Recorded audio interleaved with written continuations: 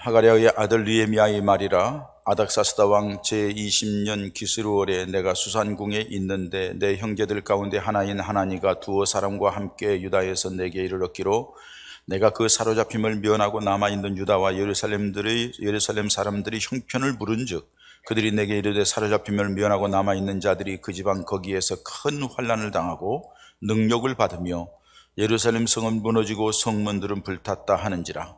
내가 이 말을 듣고 앉아서 울고 수일 동안 슬퍼하며 하늘의 하나님 앞에 금식하며 기도하여 이르되 하늘의 하나님 여호와 크고 두려우신 하나님이여 주를 사랑하고 주의 계명을 지키는 자에게 언약을 지키시며 긍휼을 베푸시는 주여 간구하나이다.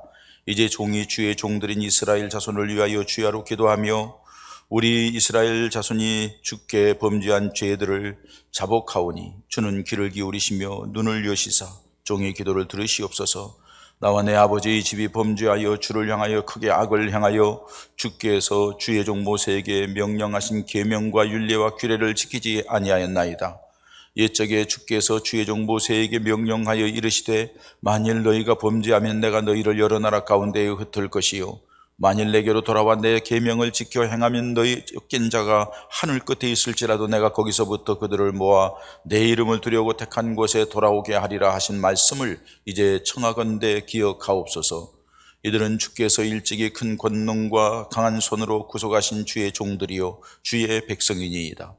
주여 구하오니 귀를 기울이사 종의 기도와 주의 이름을 경외하기를 기뻐하는 종들의 기도를 들으시고 오늘 종이 형통하여 이 사람들 앞에서 은혜를 입게 하옵소서 하였나니 그때에 내가 왕의 술관원이 되었더라. 아멘. 우리나라가 일제의 억압 가운데 나라를 빼앗기고 모든 것을 수탈당했을 때에 자주 독립국임을 선언하는 3.1 운동이 일어난 지 103주년이 되는 기념주일입니다. 내일 모레가 이제 103주년이죠. 우리가 이때 한 번쯤 우리나라와 또 우리 기독교와 또 우리 자신 한번 돌아보는 시간을 갖는 것이 의미가 있겠다고 생각합니다. 사람들이 살아가면서 잊어버려야 할 것이 있습니다. 오래 기억이 있어가지고서는 자기를 힘들게 하고 어렵게 하고 발목 잡고 하는 것들은 과감하게 잊어버리고 끊어야 됩니다. 그 결단이 없으면 더 이상 발전을 할 수가 없습니다. 그러나 잊지 말아야 될 것도 있습니다. 고난의 과정을 거쳐오면서 받았던 은혜, 사랑, 도움을 줬던 사람들, 그런 것들에 대해서는 잊지 말아야 되고 그때가 있었기 때문에 우리가 이 자리에 있다 하는 것을 생각하면서 그때의 그 고난의 과정을 지나왔던 것들을 잘 간직해 나가는 게 우리 스스로가 남은 생을 살아가는 데 유익이 된다고 할 수가 있습니다. 한 나라에서도 잊어서는 안 될 역사적인 사건들이 있습니다. 과거 역사 속에서 겪은 치욕을 잊어서는 안 됩니다. 그 치욕을 잊는 순간 그 나라의 역사는 또다시 치욕으로 떨어지게 될 것입니다. 어떻게 보면 억울하죠. 당한 것이 너무나도 속상하죠. 그러나 그 억울하고 속상한다고 해서 그 문제가 해결되는 건 아니에요. 억울하고 속상한 일이 다시 생기지 않기 위하여서 대책을 세우고 힘을 키우고 지혜롭게 처신하는 것이 믿음의 사람, 지혜로운 사람, 남은 생을 살아가는데 복된 삶을 이끌어가는 사람인 줄 압니다. 우리나라는 일제여갑 속에서 3.1 운동이라고 하는 아주 큰 운동을 일으켰습니다. 더 이상 우리가 여기에서 속국으로 살 수 없다고 발버둥치고 몸부림치는 그런 국민들의 아우성이라고 얘기할 수가 있습니다. 지금 최근 사태, 우리 주변에서 일어나는 사태를 우리는 너무나도 잘 알고 있습니다. 지금도 실시간으로 전파되고 있죠. 우크라이나 사태는 우크라이나가 소련이 붕괴되어서 자기 동족들끼리 살겠다고 몇 군데 이렇게 나누어져서 독립국가를 이루었잖아요. 그런데 푸틴이라는 사람이 등장하면서 이 옛날 소련의 그 영광을 갖고 자기 자신이 제왕적인 역할을 하기 위해서 주변의 나라들 하나하나 경제적이든지 정치적인지 보복을 합니다. 우크라이나는 사실상 핵을 가지고 있던 나라이고 유럽의 곡창지대입니다. 굉장히 비옥한 땅과 많은 그 곡물을 수출하면서 살아가는 그 땅인데 자기 독립적인 국가를 이루기 위해서 핵을 포기하고, 그리고 소련을 통해서도 또 유럽을 통해서도 다 합의해서 살겠거니 그렇게 했는데, 아니 이 푸틴이라는 사람이 이제 요 유럽과의 경계선에 있는 요 나라를 어떻게 하시면 호시탐탐 노리고 있었는데, 나토에 가입해서 나름대로 자기의 입지를 좀 지키고 보호받는 자리에 들어가야 되겠다, 자유방에 속해야 되겠다 하는 것을 가지고 추진하니까는 그걸 못하게 하기 위해서 지금 이렇게 침공을 해가지고 이 나라를 지금 어렵게 만들고 있어요. 세계적으로 지금 아주 경제적으로나 정치적으로나 지금 아주 힘들고 어렵고 민감한 상황을 겪게 됩니다. 여러분, 이거를 보면서 우리는 무엇을 생각합니까? 잘 생각해야 됩니다. 반면교사이죠. 힘이 없으면 당한다는 겁니다. 평화조약을 맺었어요. 평화조약을 맺는다고 해서 되는 게 아니라는 거죠.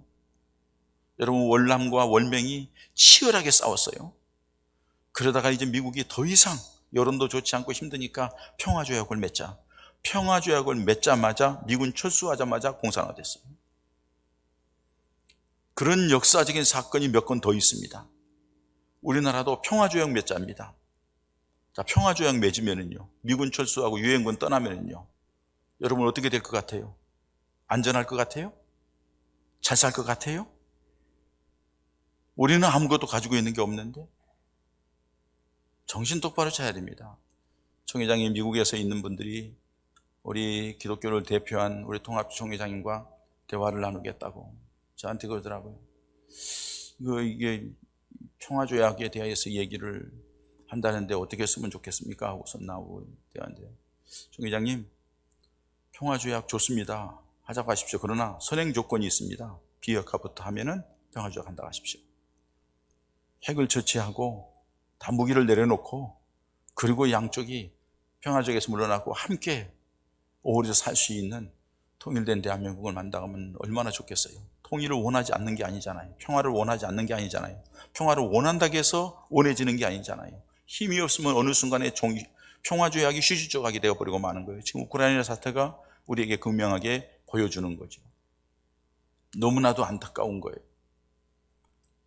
아빠가 어린 딸을 빼안고 군대로 다시 이제 나가서 싸우기 위해, 러시아와 싸우기 위해서 그 딸하고 안고서 아빠 갔다 올게, 너는 가서 잘 피신해 있어야 돼 해놓고 가다가 다시 돌아와서 안고, 가다가 다시 돌아와서 안고 하면서 울면서 헤어지는 모습을 볼 때 가슴이 뭉클하더라고요. 여러분, 남의 일이 아닙니다. 우리는 이미 6.25 때 그 참상을 경험했습니다. 또다시 그런 일이 우리에게 일어나 해서는 안 된다는 사실입니다. 자, 그런 위기 속에 있습니다. 자, 중국은 동북공정이라는 이름으로 점점점 자기 나라를 좀 확장하려고 애를 씁니다. 심지어는 여러분 보세요. 이번 동계올림픽에도 조선족들을 동원해가지고 한복을 입혀서 마치 자기 나라의 옷인 양, 그걸 또 중국 내친들은 자기 옷이라고 아주 선언하고 다녀요.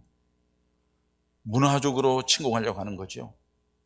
일본은 극우주의자들이 집권을 하고, 독도는 지금 옛날이나 지금이나 끊임없이 자기 땅으로 하고, 군함도에 대하여서 나름대로 자기들이 유네스코에 등재하면서 이 역사적인 사실을 얘기하겠다 해놓고는 얘기 안 하잖아요. 거짓말하는 거예요. 다 자기의 이익을 위해서 수단과 방법을 가리지 않은 것, 정글과 같은 것이 국제사회라고 얘기할 수 있어요. 그렇기 때문에 힘을 가져야 되고 관계를 잘 맺어야 되는 거죠.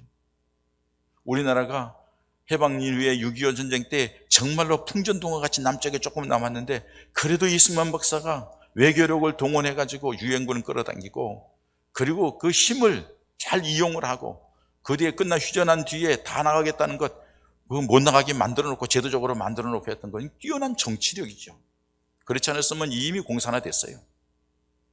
이런 모든 것들을 보면서, 자, 지난 역사 속에서 우리나라가 이렇게 교통을 걷고 정말로 힘들고 어려운 과정을 겪고, 특별히 일본에게 얼마나 많은 유린을 당하고 고통을 당했습니까?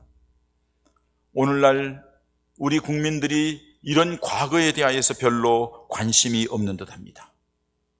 특별히 내일의 이 나라의 주인공이라고 할 수 있는 청소년들이 3.1운동에 대해서 얼마만큼 심각하게 생각하고 있는지 염려가 됩니다. 오늘 우리 아이들이 유관순 열사를 보면서 왜 그렇게 살아? 뭐하러 나가 죽어? 살아야지. 아무런 생각 없이 나라는 상관없고 자기들이 살 궁리만 하고 자기 쾌락, 자기 목적만을 추구하는 이 우리들이 2세들이 과연 이 나라의 미래가 어떻게 될까 하는 염려가 있고 고민이 됩니다. 여러분, 일본 제국주의자들이 우리 대한민국을 침략하여 저들의 만행을 나열하자면 수없이, 그 중에서도 몇 가지 볼까요? 그들은 국모라고 하는 민비를 시해했습니다. 민비가 우리들에게 좀 좋지 않은 이미지로 드러나기도 합니다. 대원군과 함께 각을 이루어서 힘들고 하고 어렵게 했던 그런 것으로 얘기합니다. 그런데 역사적으로 보면은 민비가 연세대학교의 창시자인 우리 장로교 언더우드 선교사 부인과 굉장히 가까웠답니다. 어느 날 민비가 여러 가지 힘들고 어려운 일이 있을 때는 부인이 당시 간호사였기 때문에 와가지고서 병간호도 해주고 이렇게 얘기했다. 가까이 지냈다. 문제가 생기고 답답하면 불러가지고 대화를 했다는 거예요. 그때 이 언더우드 부인이 미국에 대한 얘기를 했어요. 미국에는 자동차도 많고 초콜릿도 많고 미국엔 땅덩어리가 얼마나 큰지 사계절이 있는 나라입니다 하면서 참 좋은 나라라고 했더니 아마 이 민비가 그 얘기를 듣고 나도 그 나라에 좀 가고 싶다고 얘기를 했대요. 그랬더니 언더우드 부인이 그 나라보다 더 좋은 나라가 있습니다. 죽음이 없고 고통이 없고 눈물이 없고 한숨이 없는 영원한 나라가 있습니다. 그 나라가 어떤 나라냐고? 하나님 나라입니다. 그 나라에 나도 가고 싶다고. 그 얘기를 한 뒤 10일 후에 암살을 당합니다. 여러분, 민비가 암살당한 것은 일본이 한국과 합병을 하고 하니까 민비가 나서서 조목조목 조리 있게 반대를 하고 나섰기 때문에 방해물을 제거하기 위해서 잠자고 있는데 밤중에 자객들을 보내서 죽입니다. 그리고 끌어내서 화단에서 기름을 부어서 이불에 싸서 불태워 죽입니다. 뼈조각 조금 찾은 것밖에 없어요. 여러분, 이 일 때문에 정말로 고종이 이제 두려워하는 거죠. 민비 때문에 고종이 두려워해서 자기 자신이 뭘 먹을 때에는 자기가 독살당할까 봐 개에게 먼저 줍니다. 개가 먹고 이상이 없으면 먹을 정도로. 그 정도로 공포 속에 살아가는 거죠. 민비 시해로 장로교, 감리교회가 합동으로 추모 행사를 보내고 고종이 황궁할 때에 배제학당, 배제고등학교죠. 학생들이 일어나서 데모를 합니다. 그로부터 교회가 민족으로부터 호응을 받기 시작합니다. 그래서 민비가 시해됐던 1895년도부터 1905년까지 10년 동안 530여 명의 신자였던 신자가 2만 6천 명으로 늘어나게 됩니다. 특별히 교세가 발전하고 점점 커가면서 나라가 참 어려워졌을 때, 그 당시에 여러분 역병이 창궐하고 참 힘들었습니다. 1900년대에. 근데 그때 정부에서도 어떻게 할 수 없고 다 어떻게 할 수 없는데 기독교인들이 나서서 다 시선을 수습하고 거리를 청조하고 새롭게 합니다. 그걸 보고 온 국민들이 감동을 받고 교회에 적극적으로 호응하게 되었던 것을 알 수가 있습니다.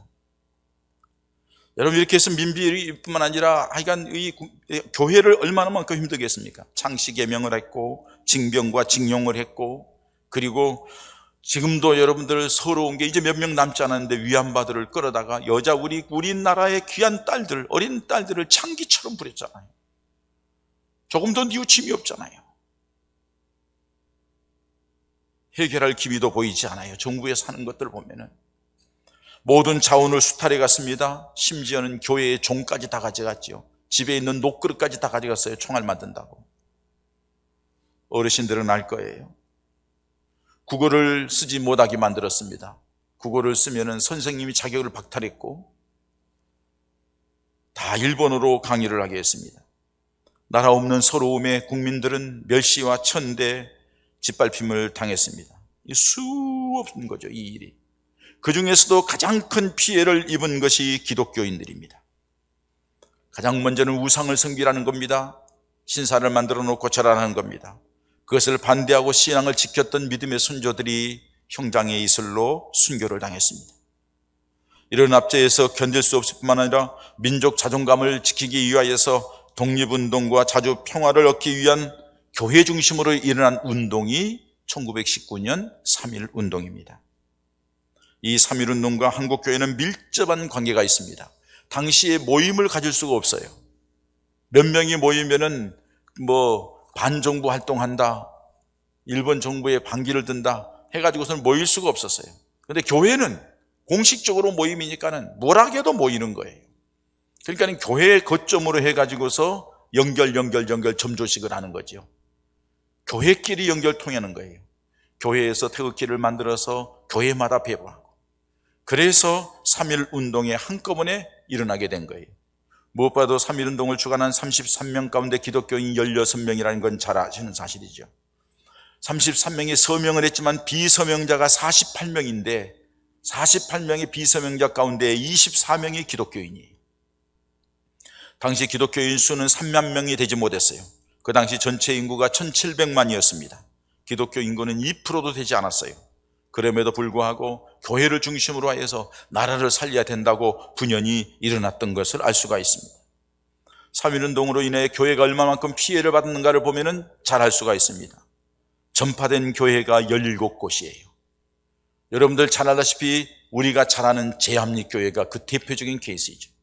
29명의 교인을 다 모이라 해놓고 바깥에서 다 못질해서 문을 걷어 잠굽니다. 못 나오게 만듭니다. 그리고 불을 질렀습니다. 힘들어서 뛰쳐나오면 바깥에서 총으로 쏴 죽였습니다. 거기만 있는 건 알았더니 선교사의 일기를 나중에 찾아보니까 그 주변에 있는 몇 개의 교회가 더 있었다는 사실도 밝혀지게 되었습니다. 일부 교회가 파괴된 곳이 24곳, 손해를 본 교회가 41곳입니다.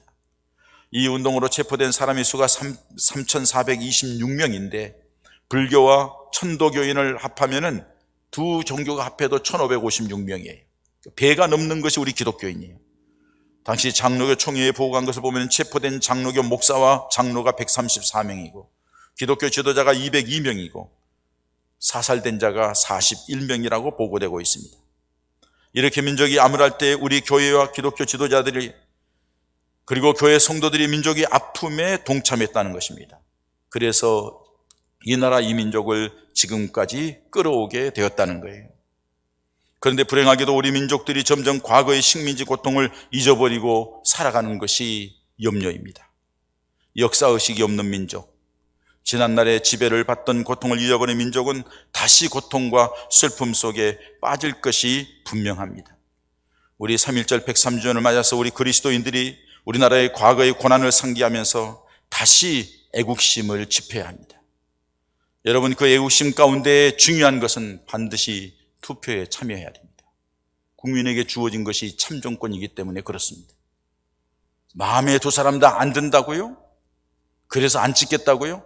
여러분들은 주권을 스스로 포기하는 겁니다. 두 사람 다 우리 참 역대의 대통령 선거에 참 불쌍하고 불행한 국민들이에요. 왜 이렇게 지도자가 없습니까? 한 사람은 정과 사범에 자기가 계획하고 설계했다는 수천억을 어디가 갔는지를 몰라요. 순간 어디에 있는지를. 불법과 불의를 자행하고 그리고 측근에 있는 사람들이 그 비리를 얘기하려는데 왜 죽어나가는지 이해할 수 없는 일들이 일어나는데 그 사람이 대통령 후보랍니다. 그 난리 중에서 또 한 사람은 검찰총장이나 하다가 아무것도 잘 모르는 사람, 6개월 만에 대통령 후보가 됐어요. 이 서툰 사람이 어떻게 해야 될지 불안합니다. 그럼에도 불구하고 여러분, 차악을 선택해야 됩니다. 다 깜이 안 되지만은 그러나 깜이 되는 건 뭔가? 어떤 사람일까? 여러 가지 어떤 사람은 믿었다고 그러고 어떤 사람은 무술이라고 하는데 그 김건희 씨 고모가 김혜섭 목사입니다. 기독교단 지선서에 카톡이 왔어요. 집에 몇 대째 믿는 가정이래요. 김혜섭 목사님은 충청도의 어느 기도원에서 원장 목사예요. 자기 집 사랑방에서 교회가 개척해서 세워진 교회들이 있다는 거예요. 매일 거짓말로 이렇게 해서 우리를 중상모략한다고 하면서 그 목사님이 막 떨리는 모습으로 얘기를 하는 거예요. 하여간 저는 패널들이 나와서 하면은요, 잘못된 거는 잘못됐다고 인정을 하고 잘하겠다고 얘기하면 참 좋겠는데 매일 거짓말이에요. 상대편이 덮어씌우고 거짓말하고 아주 국민들의 마음이 어두워져요.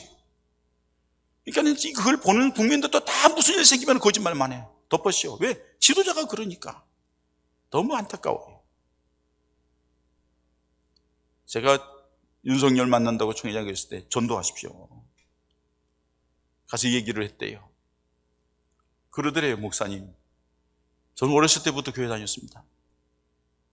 학생 때까지 교회 다녔습니다. 제 어렸을 때 꿈이 목사 되는 것이었습니다. 그런데 지금은 교회 안 나갑니다.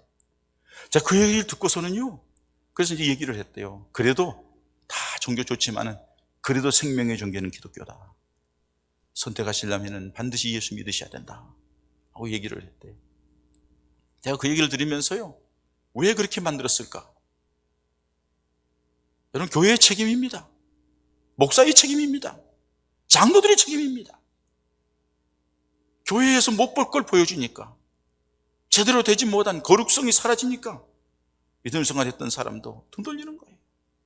생각해 보겠습니다. 안타깝잖아요. 우리 왜 함께, 이 나라가 여러분 역사적으로 보십시오. 그러면서 그분이, 윤석열 씨가 한 말이 그거예요. 근대 기독교사는 한국 기독교가 이끌어왔다는 것을 부인할 수 없습니다. 저도 그건 인정을 합니다. 그렇게 얘기하더라는 거예요. 그러니까 일말의 기독교에 대한 근대 기독교사는 이끌어왔는데 지금은 그렇지 못하다는 거 아니에요. 그런데 지금 이 위기 속에 지금 있거든요. 우리나라가 여러 가지 위기 속에 들어있어요. 이 위기 속에서 다시 이 나라가 보호를 받고 든든하게 세워지고 그렇게 하기 위해서는 뭐가 필요합니까? 하나님의 도움이 필요한 겁니다. 하나님의 은혜가 필요한 겁니다. 칠흑까지 어두운 이 나라에 복음의 빛을 가지고 온 선교사들을 통하여서 학교를 세우고 의원을 세우고 병원을 세우고 그리고 그들에게 복음을 전해서 이 나라가 지금까지 온 것 부인할 수 없다는 거예요. 맞잖아요. 기독교 역사책에 국사책에 근대화에 대해서 기독교가 두 줄인가 밖에 없어요. 진보 교육감들이 그렇게 만드는 거예요. 아니라는 거죠. 기독교의 역사, 이 학교들이 거기에다가 이 정권이 차별금지법 만들고 동성애 옹호를 하고 그리고 여러분 사학법 개정을 해가지고서는요 교육감이 학생들을 다 교사들을 임명하게끔 만들어 놓고 잘못됐다 해서 얼마 전에 사학법 재개정 촉구 대회를 우리 다 모였어요. 한교총과 우리 교단 중심이 돼서. 그리고서 하는 말이 우리가 요구하는 거 뭐예요? 사학의 이념에 따라서 모이고 거기에서 싫은 사람 오지 말라 이거예요. 다른 데 가라 이거예요. 여기는 여기에서 성경을 가르치고 기도하고 예배하고 그렇게 하겠다는 거예요. 그걸 못하게 하는 거예요. 이 약한 정권이 들어서 가지고 기독교를 10분의 1로 줄여야 된다고, 종교 개편을 해야 된다고. 하나님 무서운 줄을 몰라요. 여러분, 이렇게 되면 나라는 망하는 겁니다. 거기에다가 기독교인들은 아무 생각이 없어요. 그러거나 말거나 믿음 생활에 하나님을 향한 적극적인 자세도 없어요. 형식적으로 신앙생활하고 마는 거예요. 여기에 어찌 하나님의 은혜가 임할 수 있을까요? 여기에 어찌 하나님의 역사가 있을 수 있을까요? 칠흑같이 어두운 가운데서 이만큼 부흥하게 하고 6.25 동란으로 폐허가 된 가운데 60, 70년 만에 이런 놀라운 기적과 같은 부흥의 역사가 일어난 것은 하나님의 은혜인 줄 믿습니다. 땅덩어리가 넘습니까? 자원이 많습니까? 여러분 죄송해요. 우리끼리 얘기니까 우리 사람들의 인간성이 뭐 그렇게 철저합니까? 물고 뜯고 찢고 지금도 보세요. 너무나도 안타까워요. 그래도 하나님이 이만큼 은혜를 주셔서 왜 눈물을 흘려 기도하는 사람이 있기 때문에 하나님을 향하여 믿음으로 살기를 원하는 사람들이 있기 때문에 다시 여러분 우리가 주님 앞에 무릎 꿇어야 될 때입니다. 다시 주님을 향할 때입니다. 주님의 은혜가 임해야 될 때입니다. 그래서 오늘 본문 말씀을 본 겁니다. 느헤미야가 조국 이스라엘이 피폐해졌다는 소식을 듣고 울면서 기도하는 장면이 오늘 본문입니다. 먼저 여러분, 애국이라는 것이 무엇입니까? 나라를 사랑한다는 것이 무엇입니까? 나라에 대하여 관심을 갖는 겁니다. 오늘 느헤미야는 지금 포로로 잡혀온 상태입니다. 어느 날 동생을 비롯한 형제들이, 친구들이 이스라엘 애굽에 갔다가 돌아와 가지고서 그 소식을 듣습니다. 유다에서 돌아왔다는 소식을 듣습니다. 그래서 느헤미야가 그 동생을 부릅니다. 그냥 부른 게 아닙니다. 확실하게 알고 싶고 궁금해서 견딜 수가 없어서 뭔가 정확하게 알고 싶어서 불렀다는 거예요. 빨리 불렀다는 거예요. 그들이 말하는 것이 큰 환난을 당하고 능욕을 받으며 예루살렘 성은 무너졌고 성문은 불탔다고 얘기를 합니다. 조국에 대한 단순한 관심을 갖고 물은 것이 아니라 백성들이 능욕당하고 있다는 말과 성이 불타고 성문이 무너졌다는 말을 듣고 가슴이 너무 아파서 엉엉엉 웁니다. 수일 동안을 울면서 슬퍼했다고 말합니다. 사도 바울도 동족들이 불신앙 가운데 있을 때에 가슴이 아파서 로마서 9장 1절에서 3절 말씀에 보면은 내가 그리스도 안에서 참말을 하고 거짓말을 아니하노라 하면서 나의 형제고 골육의 친척을 위하여 내 자신이 저주를 받아 그리스도에게 끊어질지라도 원하는 바는 너희가 구원받는 것이다 하고 안타까워하는 거죠. 예수님께서도 누가복음 19장 42절에 44절에 보면은 너도 오늘 평화에 관한 일을 알았다면 좋을 뻔하니거니와 지금 내 눈에 숨겨졌도다. 날이 이를지라 내 원수들이 토둔을 쌓고 너를 둘러 사면으로 가두고 또 너와 및 그 가운데 있는 내 자식들을 땅에 메어치며 돌 하나도 돌 위에 남지 아니하리니 이는 내가 보살핌 받는 날을 알지 못함이니라고 그랬어요. 주님이 예루살렘이 망할 걸 생각하니까 너무 안타까운 거예요. 예수님을 거역하고 핍박하고 십자가에 죽이고 그 결과로 주어지는 그 놀라운 하나님의 진노와 심판인 것이 너무 안타까운 거예요. 여러분, 우리가 이 나라를 볼 때에 교회의 진실된 모습, 하나님 중심, 주님 중심의 교회, 하나님의 영광을 위한 교회, 정말로 하나님 나라를 소망하며 믿음으로 살겠다는 그 간절함이 없는 이 나라의 모습을 보면은 그것 때문에 가슴 아파해야 될 줄 압니다. 조국에 대하여 관심을 갖는 것, 나라에 대하여 관심을 갖는 것, 이것이 애국입니다. 나라가 어려움과 위기를 보고 안타까워하고 가슴 아파하는 것, 그것이 애국의 첫걸음입니다. 개인적으로 이기적인 욕심을 채우고 나라를 생각하지 않는 것은 잠시 얻을 수 있을지 모르지만 결국에는 그것도 누리지 못하는 거예요. 우크라이나 보세요, 여러분. 다 버리고 도망가는 거예요. 피신하는 거예요. 있는 거 다 내려놓고 그냥 장사진을 치잖아요. 비행기, 열차 타고 가려고 그냥 몸부림치면서. 우리에게 그런 일이 일어나서는 안 되잖아요. 그렇기 때문에 여러분, 나라에 대해서 관심을 가져야 돼요. 얼마 전에 TV에서 한반도라는 영화를 보게 되었습니다. 일제의 억압 가운데 강제 조약을 맺는 것을 고종 당시 역사적인 사실을 화면으로 보여주면서 현대에 있어서 일본과 비슷한 문제를 그 비슷한 상황을 전개하면서 나아가는 영화였습니다. 민비가 시해를 당하는 장면과 고종이 독살당하는 장면을 보여주면서 민족과 국가의 자존을 지키려는 대통령, 그 대통령을 약물로 의식불명하게 만듭니다. 그리고 일본과 협잡하려는 국무위원들이 같이 대동하는 것을 대비시켜 놓은 것을 볼 수가 있습니다. 이 영화를 보면서 나라의 적은 외부에 있는 것이 아니라 내부에 있구나 하는 것을 발견하게 됩니다. 나라의 적은 어떻게 보면 청와대에 있고 어떻게 보면 국회에 있고 자기들 이권, 자기들 명예, 자기들 욕망, 자기 패거리를 위하여서 나라가 거들나도 상관없다고 생각합니다. 정말로 국민들을 위하여서 우리 국민들이 어떻게 하면 살게 만들고 이 코로나 위기에서 어떻게 하면 생명을 유지하게 만들고 저들이 편안하게 살게 할까를 생각해야 되는데 정략적인 방법으로 꼼수를 피우는 그런 것들 사람들이 정치를 하니 얼마나 안타까워요. 그런 모습을 보면서 우리 그리스도인들이 두 눈을 부릅떠야 될 줄 믿습니다. 정신 똑바로 차려야 될 줄 믿습니다. 그리고 나라를 다시 한번 두 눈을 부릅뜨고 정신 차려서 돌아볼 필요가 있다는 거예요. 어떤 길이 가야지 주님이 은혜를 주실까? 어떤 길을 가야지 하나님이 기뻐하실까?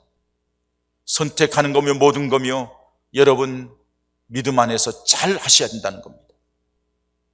나라가 어려움 당하면 가슴이 아파야 되고 나라가 힘들어지면 눈물이 나야 되고 그게 우리 그리스도인의 모습이 되어야 될 줄 믿습니다. 그들의 그 눈물을 보고 하나님이 은혜를 주실 줄 믿습니다. 뿐만 아니라 조국을 위하여 기도했습니다. 4절 6절에 보면 느헤미야는 조국이 폐허되고 동족들이 능욕을 당하고 있다는 소식을 듣고 가슴 아파 울 뿐만 아니라 전능하신 하나님, 역사의 주관자이신 하나님을 향하여 금식하며 기도했습니다. 하나님을 향하여 주의하러 기도했다는 겁니다.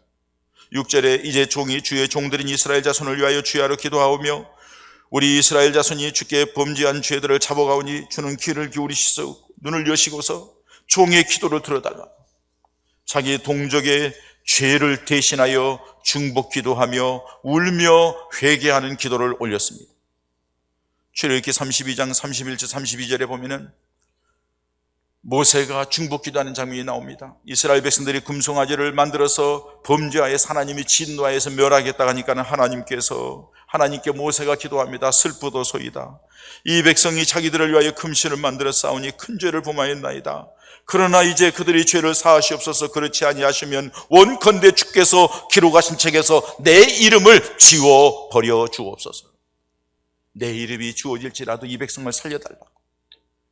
여러분, 우리나라가 어려움이 있고 대통령이 생각을 잘못하고 무능하고 어떻게든지 잘못됐으면 이제 우리가 기도하면서 하나님 불쌍히 여겨달라고. 잘 몰라서 그렇습니다. 어리석어서 그렇습니다. 정치하는 사람들이 어리석어서 그렇습니다. 하나님의 역사의 주인이십니다. 하나님이 우리나라를 이끌어 가십니다. 하나님이 도와주셔야 됩니다 하고 몸부림치는 우리들이 기도가 있어야 될 줄 믿습니다. 말씀드렸습니다마는 동성애를 옹이하고 차별금지법을 제정하여 복음을 전하지 못하게 하는 거예요.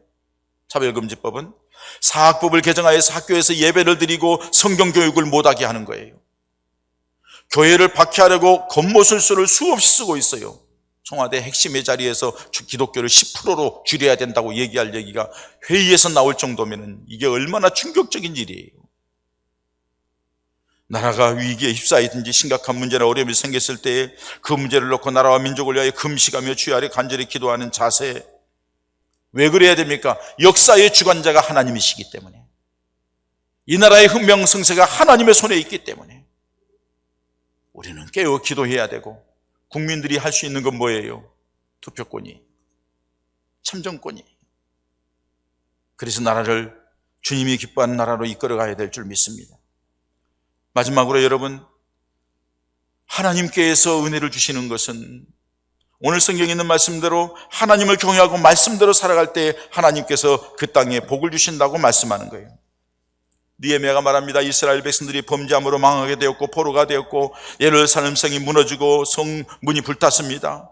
그러나 느헤미야는 하나님께 중복 기도를 하며 회개하며 기도합니다. 하나님의 말씀대로 범죄한 백성이 범죄하면 다 흩어버리고 이방 나라의 포로가 되게 하신다겠지만은 하나님께로 돌아와서 계명을 지키면 하나님이 다시 회복시킨다겠사오니 하나님 이제 우리가 돌아갑니다. 용서해 주십시오. 회개합니다. 믿음으로 살겠습니다. 말씀대로 살겠습니다. 하나님 중심으로 살겠습니다 하고 다짐하고 결단하니 하나님 도와달라고, 불쌍히 여겨달라고, 하나님 다시 회복시켜달라고 그렇게 간절히 기도하는 모습을 봅니다.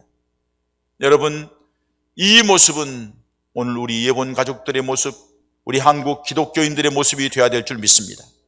하나님께로 돌아가고 말씀으로 돌아가고 믿음으로 돌아가고 하나님 앞에 기도하고 하나님 앞에 거룩한 삶을 살고 그렇게 살아가는 모습을 보고 내 백성을 위하여서 내가 저들을 용납하지 아니하리라, 내 백성을 위하여서 내가 이 나라를 지키리라, 이 땅을 복되게 하리라 하는 주님의 음성이 들려지는 은혜가 있기를 소망합니다.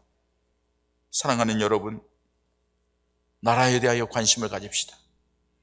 여러분들이 우리가 아무리 노력하고 애써서 천만금을 가졌다 할지라도 나라가 망하게 되면 아무 소용이 없어요. 전쟁이 일어나서 도망쳐 다니면 아무 소용이 없어요. 미얀마를 통해서 다 알잖아요. 우크라이나 통해서 다 알잖아요. 아니 지금 세계의 처처에 다 알잖아요. 그렇기 때문에 여러분, 우리나라와 민족을 위하여 우리 함께 기도하십시다.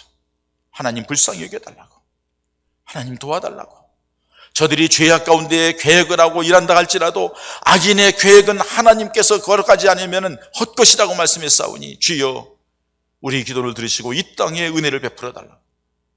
다시 주님 중심으로 돌아가겠습니다. 다시 말씀 중심으로 돌아가겠습니다. 다시 교회에 모이기를 힘쓰겠습니다. 다시 예배하겠습니다. 다시 기도하면서 나가겠습니다. 우리 주님께서 우리를 불쌍히 여기시고 우리를 생각하사 이 땅에 은혜를 베풀어 주시어 더 부강한 나라, 더 든든한 나라, 세계에 거룩한 영향력을 미치는 대한민국으로 우뚝에 서는 그런 놀라운 역사가 우리 예본 가족들, 우리 그리스도인들을 통하여 나타나는 은혜가 있기를 주님의 이름으로 축원합니다. 이 시간에 함께 기도하십시다. 하나님, 이 땅을 불쌍히 여겨달라고. 우리가 먼저 믿음으로 나아갑니다. 우리가 먼저 주님 중심이 되겠습니다.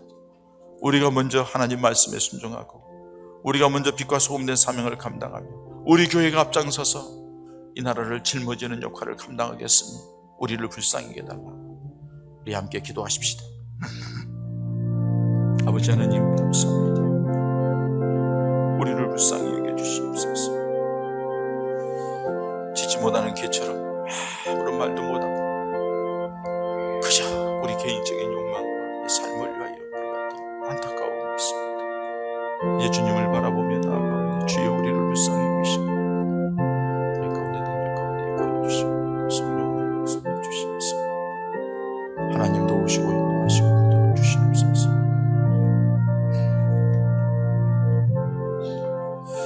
아버지 하나님 감사합니다.